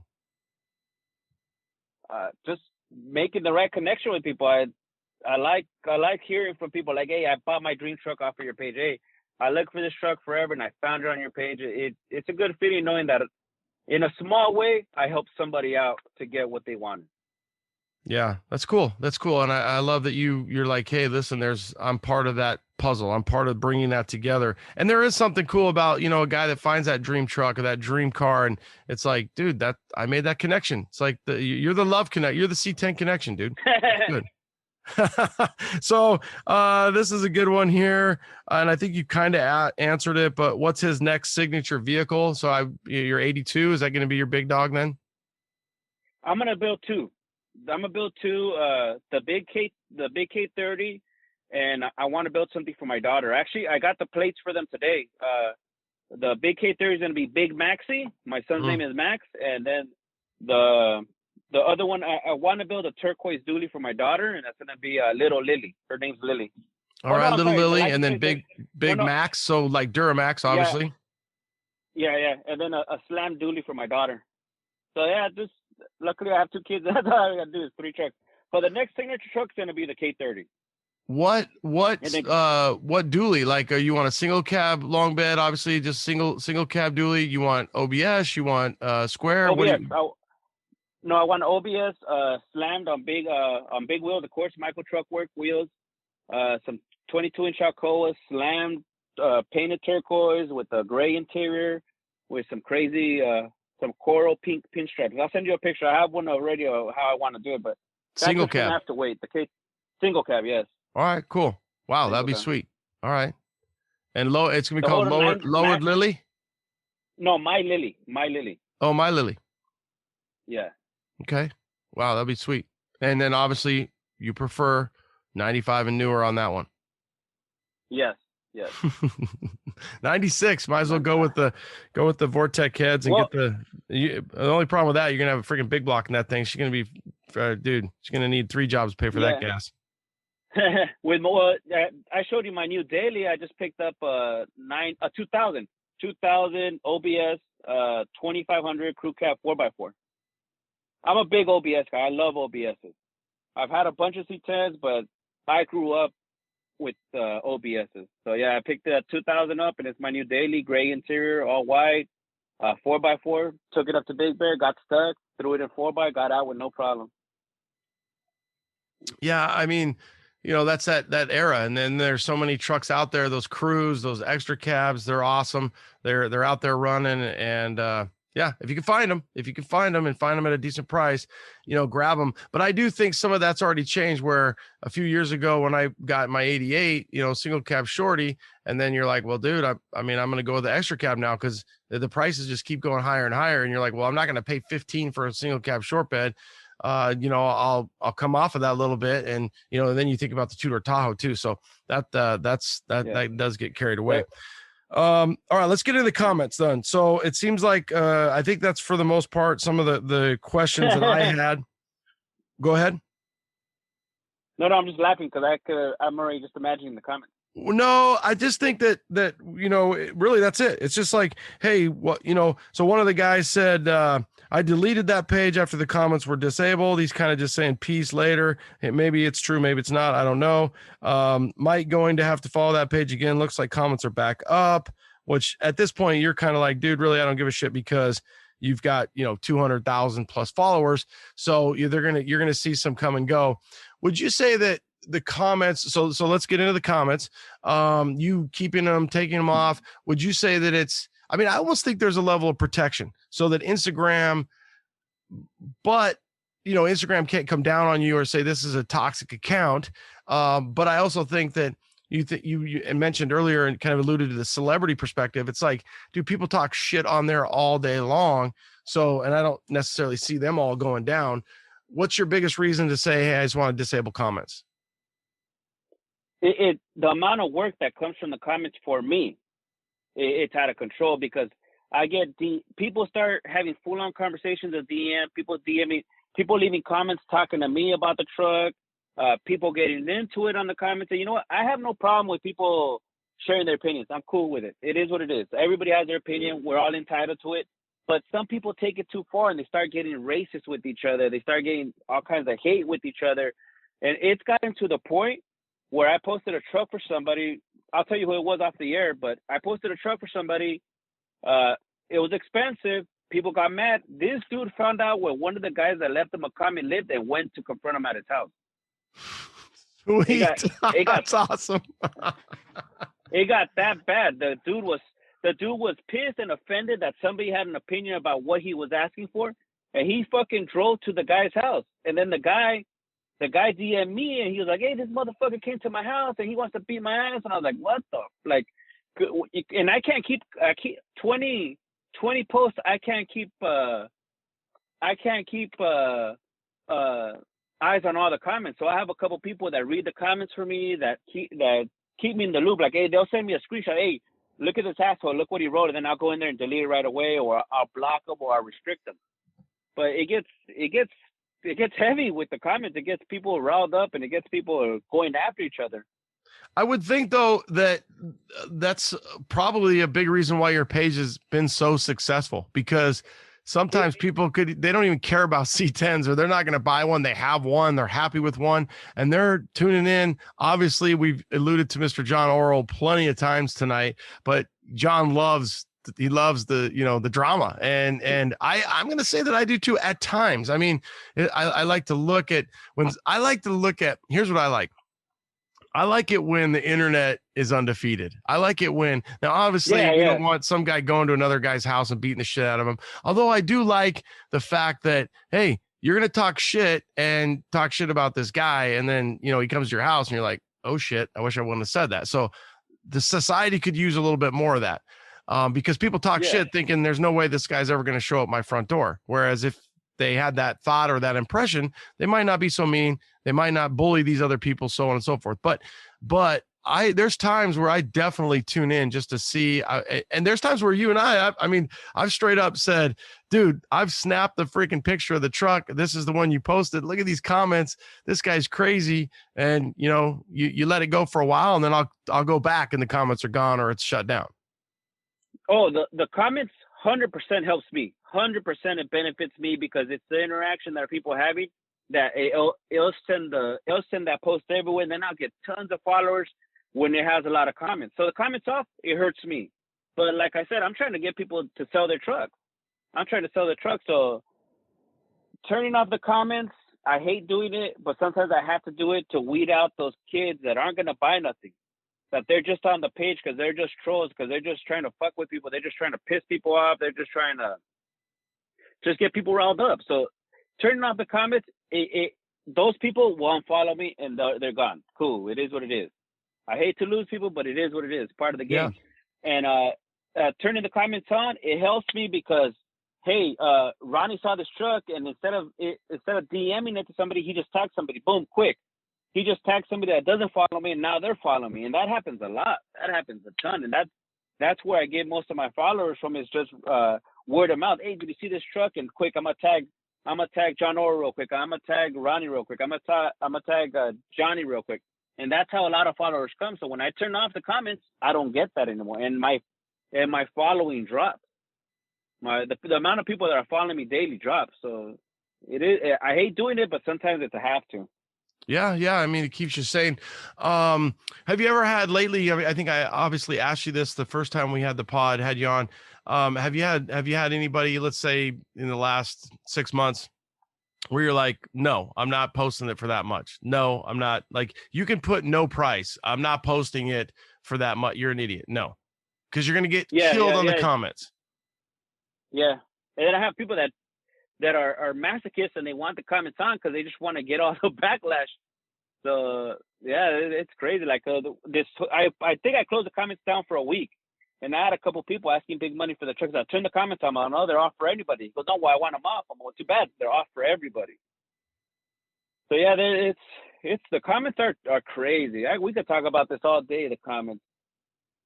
Yeah, people are. But yeah, they're back on. They're back on right now. I'm limited. I'm kind of just filtering it. If I feel like it's gonna get crazy backlash, I'll turn them off. If I'm not on it that day, and I forget to turn them off, and they're on, and I start seeing all the hateful shit, then I'll turn it off, or I just delete those people. Yeah, I don't care. I don't care about the oh, dude, you're crazy. That's overpriced. I don't care about that. It is what it is. What I have a problem with is when people start getting racist, or people start just getting, oh, you must be fucking retarded if you think you're gonna get that. You're fucking smoking dicks. That's where I have a problem. I don't like that. I don't like all that crazy negative shit towards people. Yeah, it does get a little. I laugh because it is comical, and it is, like I said, sometimes the internet is undefeated. But what happens is, sometimes people will post they're just taking a shot in the dark as well, right? They're like, dude, listen, most people are not going to pay. Let's just say it's 10,000. Okay. It's easy to say that, 10,000. All right. Most people are going to pay it. All right. It only takes one guy. So some of these guys are just throwing it out there. It's like, dude, you don't have to like it. You don't have to follow me. You don't have to hey, I'm going to throw it out there, and I hope one guy buys it, and then what happens is some guy does buy it. And then that guy's like, oh, that was easy. I'm going to go find another 10. I'm going to go find another 10 grand truck and friggin' post it and see what happens. Yeah. And the thing is, the bad thing and the good thing is, people have money right now like crazy. Last year when I was doing this, trucks weren't selling this quick. Now, as soon as I posted, they're selling. As soon as they're posting, and then I get DMs all day. Hey, I have 20 grand ready to buy a truck. I have 30 grand ready to buy a truck. What do you have? Like, what the fuck? Like, people have money right now just ready to buy trucks. But yeah, when they're crazy prices, I sometimes I just even post them. I tell the guys, don't worry about it. And one of my main reasons for charging was trying to get rid of all that crap. Like I was having guys sending me, and it was just a lot of times, some guy would send me a fan shroud. Hey, this is a fan shroud off of my 77. I want $10 for it. Like, fuck, like that's extra work just to post a fan shroud when you could go to order it on Amazon. Yeah. And then, you know, like you said, sometimes those people will get butt hurt and you're having to deal with some of that stuff. And then the pricing, you know, and just managing it. It's a lot to manage. I can only imagine, because I'm just barely hanging on over here, and you're doing a lot more work than I'm doing. Yeah, it's luckily, I don't know how I've been doing it, but I got a decent memory. I could remember a good amount of stuff, and I could remember a lot of people.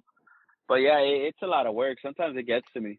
Sometimes it's like, that's it. I'm done. And then my buddy Jim, he's always like, "Well, that's the life you chose. That's the life you chose." I'm like, "Fuck you." Yeah. But yeah. Well, you can be entitled to wit's end. You know what I mean? You'd be just like, hey, I need a break. I need to go to Big Bear and hang out with the family and then come back recharged.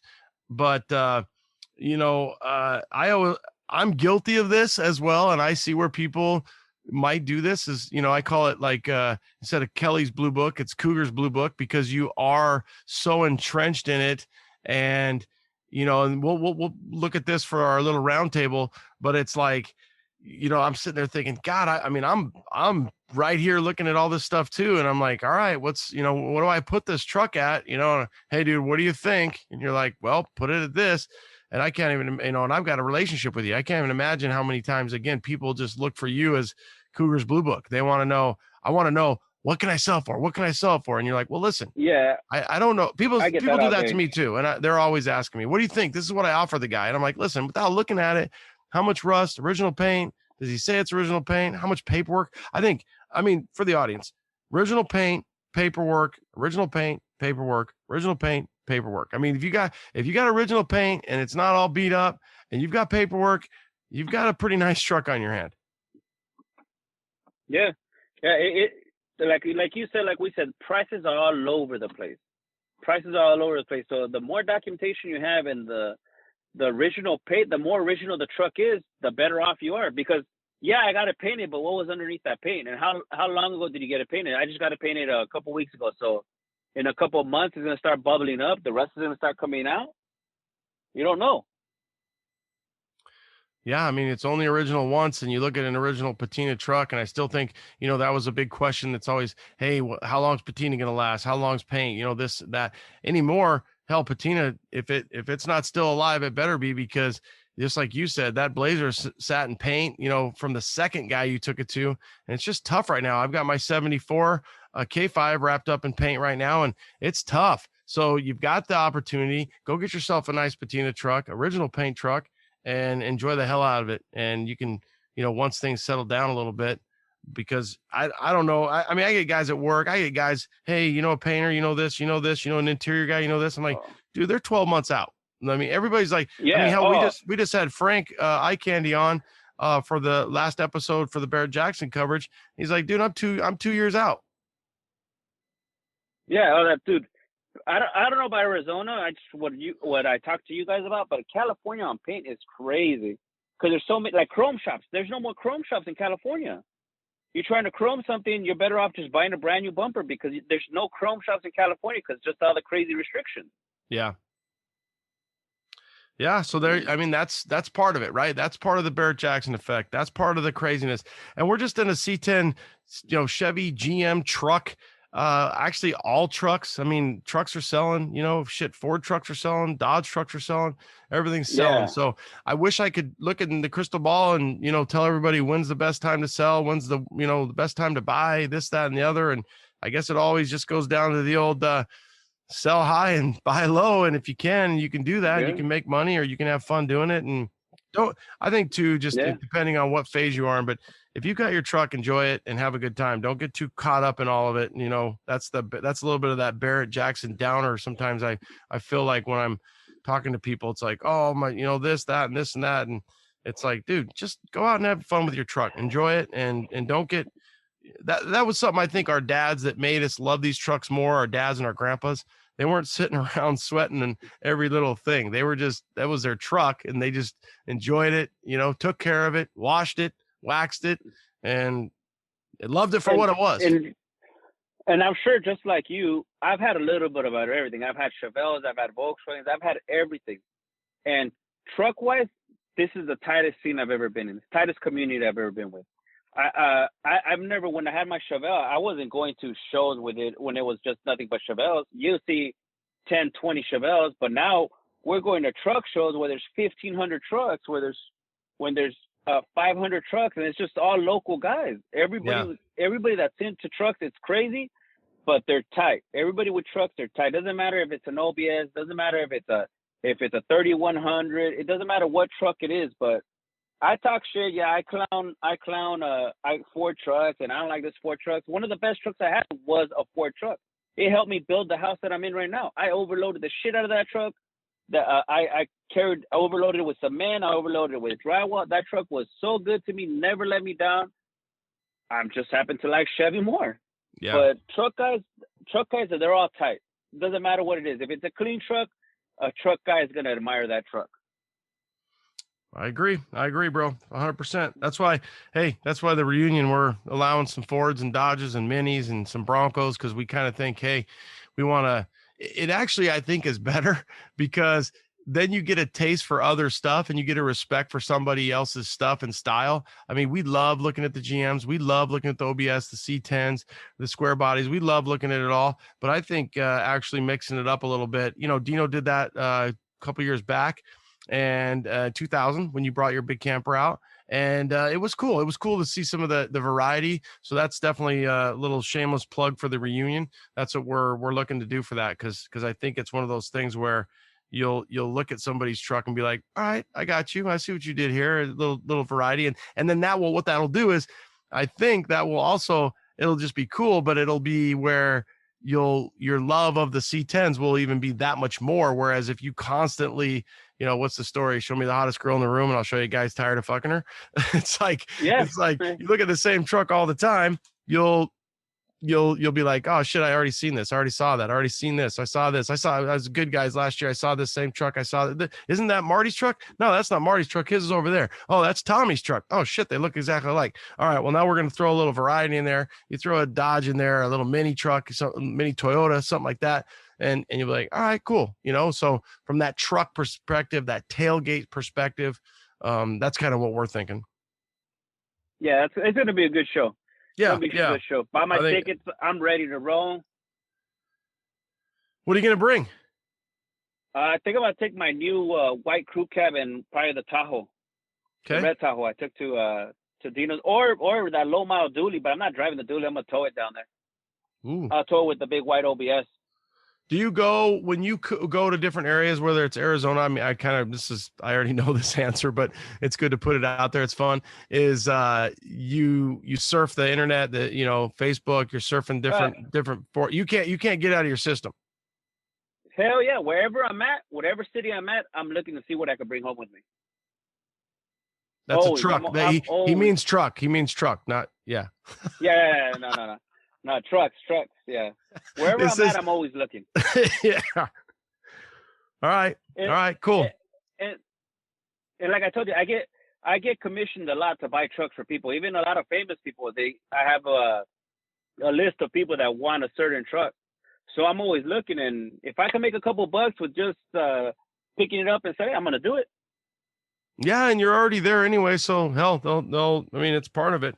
All right, what else you got? You got anything else that you want to get off your chest? Anything, from the perspective of, hey, we want the audience to hear it. We want the C10 community to hear it. We want John Oro to hear it. Because this is going to be just like your first one. It's definitely going to be a popular episode. People are going to want to tune in. They want to hear about what Cougar says about the comments, what he says about the page, and all the ins and outs of running and being behind C10 Sales. So anything else you want to add? Nothing. The comments, I'm sorry, people. Here and there, I'm going to turn them on just for my sanity. Sometimes it just drives me crazy. I'm not doing it because I don't want to hurt people's feelings. It's just a lot of work comes from the comments, and a lot of work comes for me. Because like I said, I have a couple people watching the comments and watching certain people. Like the other day, I posted it on my story. I had to block somebody that I was posting weekly for. I was posting maybe one truck a week for this guy, and I had to block him because his comments were just bullshit comments. Talking crap, talking shit to the people, and he was commenting on almost every single post that I did. But when it came to his truck, he wasn't saying anything. So you know what? I got tired of it, and this is one of the guys that had my telephone number. So I blocked this shit. A couple of days later, he goes, "Hey, what's up with your page? I'm trying to post something." I was like, "Hey, brother, I blocked you." He goes, "Why?" Because he talked too much shit. He goes, "Oh, but it was all out of fun." I'm like, "Yeah, but I don't like it. I don't like it. I don't mind you criticizing prices. I don't mind, but when you're fucking telling somebody that his mom might have fucked a retard, that's how he came out retarded. That's too far already. That's too much."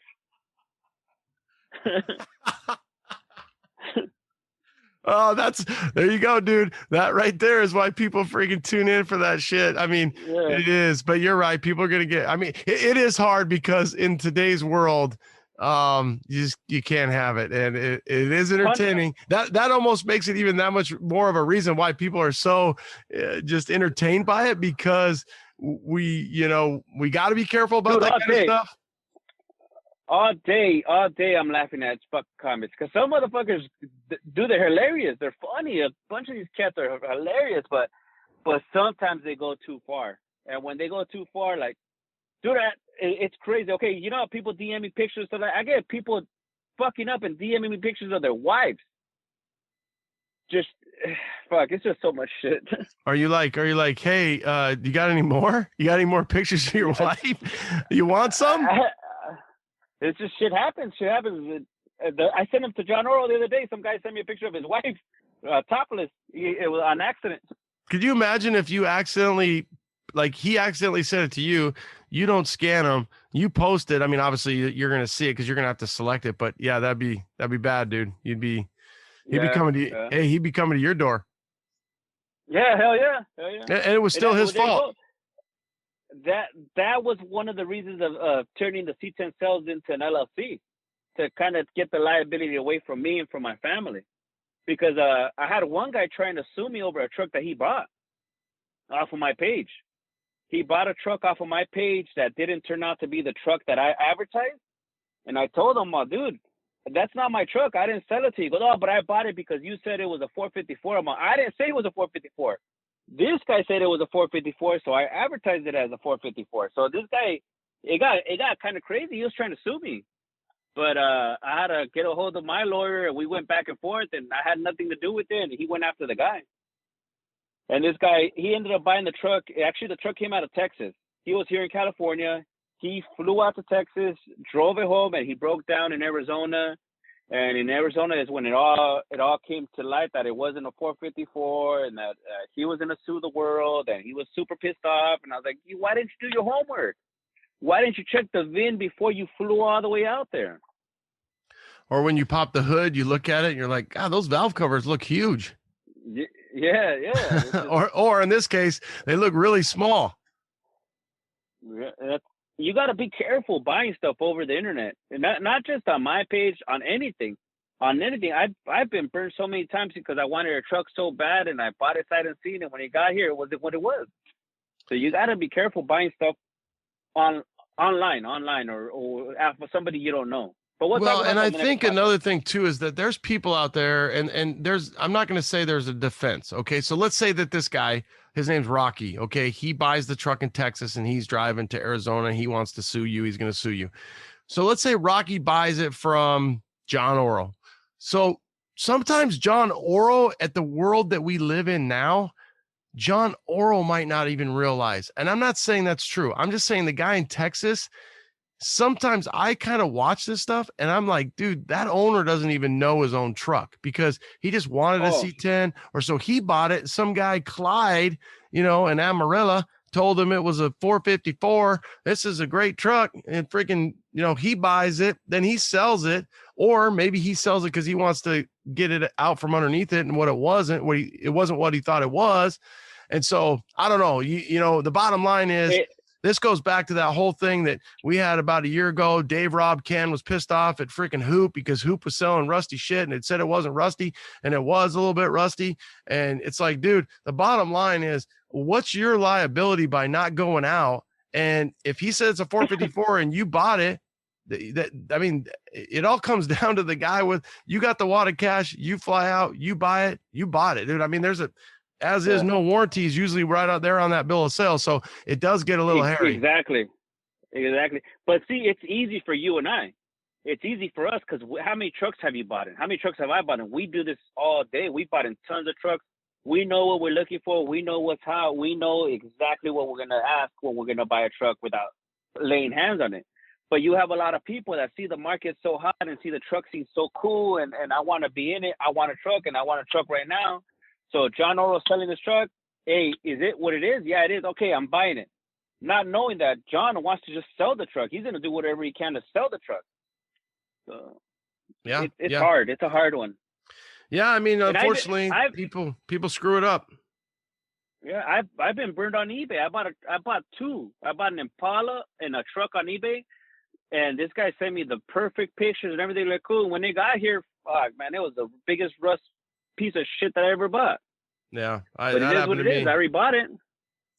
That happened to me on Facebook. Yeah. Same thing. I bought a Blazer, came out of Missouri, and I got here and I was like, bro, you said this was like a 3 from rust, you know, and I've, you know, explained this on the pod before, but it was definitely an Arizona 7 on the rust. It was not a, you know, or vice versa. It was, he said it was a 7, and meaning on 10 being great.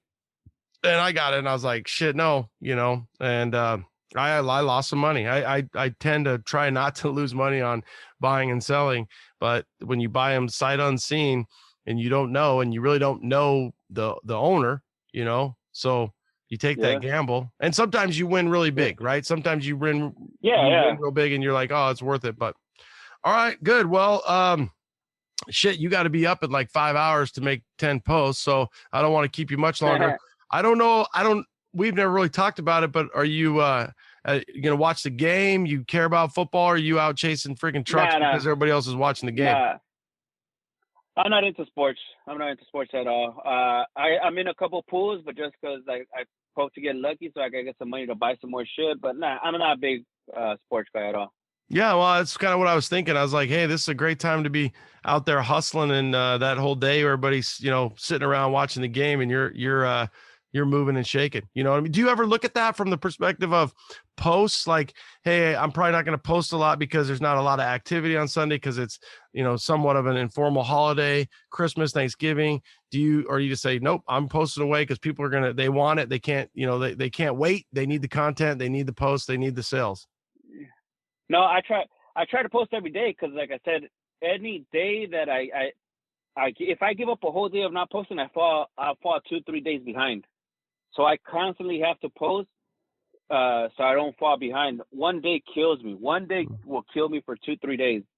Wow. And like a long weekend, like a Friday, Saturday, Sunday, that'll set me behind a week.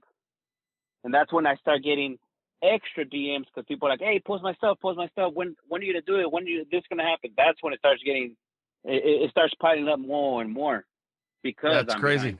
It's crazy because that's the weekend you want to be barbecuing and chilling with your family. And that's the weekend everybody else is wanting you to be posting and making sure you're selling their shit.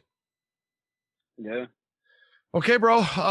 Man, I mean, it's crazy to think that it's been just over 2 years. And the first time we had you on, super proud of what you've been able to accomplish. I think, you know, again, congratulations on 200,000. Just the way we started it out, you know, what our world would be like without C10 Sales is not a cool world. And you allow, and you've created a connection for us to jump on, be able to see what's going on out there, see some entertainment, see some comedy.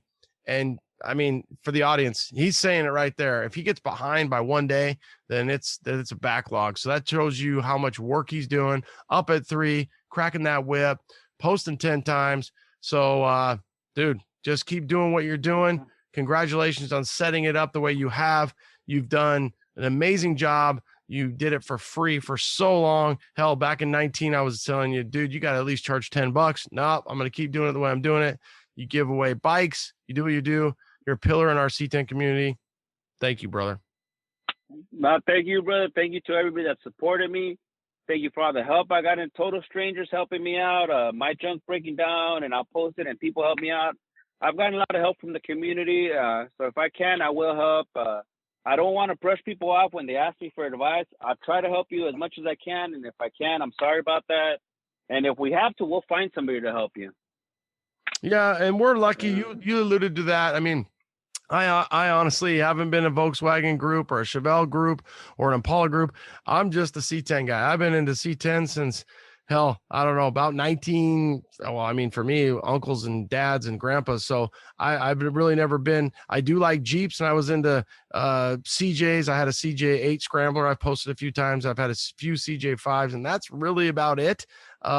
So I just think going back to the community, we have a great thing, and we're able to, and that we've been ribbing on John using his name a lot. If it wasn't for John, dude, I think there'd be a lot more fist fights. He's able to keep the peace, keep the people kind of in check, and we do have a great thing. So we have to remember that at all times. Yeah. No, John's super cool. A lot of good people in our scene. A lot of good people. Well, a lot of shit talkers here and there, but. Yeah, that goes overall, back to, like you said, the community will rally around each other, help each other on the side of the road, whatever it is. We are a big community, and let's keep this train on the tracks. Yep, 100%. Okay, brother, I'm going to take you out. Stay on the line because I can't wait to find out who almost beat up the other guy. A few other questions. As always, Cougar, C10 Sales, you guys follow them. You know the page. Late. All right, thank you. Thanks for tuning in to episode 231 with Mr. C10 Sales, Cougar. I told you that dude was one hard-working mofo. What a rad dude. Love catching up with him and just seeing what he's been up to. The dude hustles his ass off. So thank you, Cougar, for your time, and thank you for doing what you do for our community. All right, guys, you know the deal. We need you to share this pod. Let everybody know about this podcast with Cougar. If you need any gear, c10nation.com. We've got hats, we've got shirts, we've got banners, keychain stickers, sweatshirts, everything. How about the new C10 Club Refreshing? Kind of looks like a little bit of a Coca-Cola. We've got banners, hats, license plates, a little bit of everything. Check it out, c10nation.com. There you go. Boom. Thanks again for tuning in. Have a great week. Be safe out there. And until the next episode, late. That's all, folks.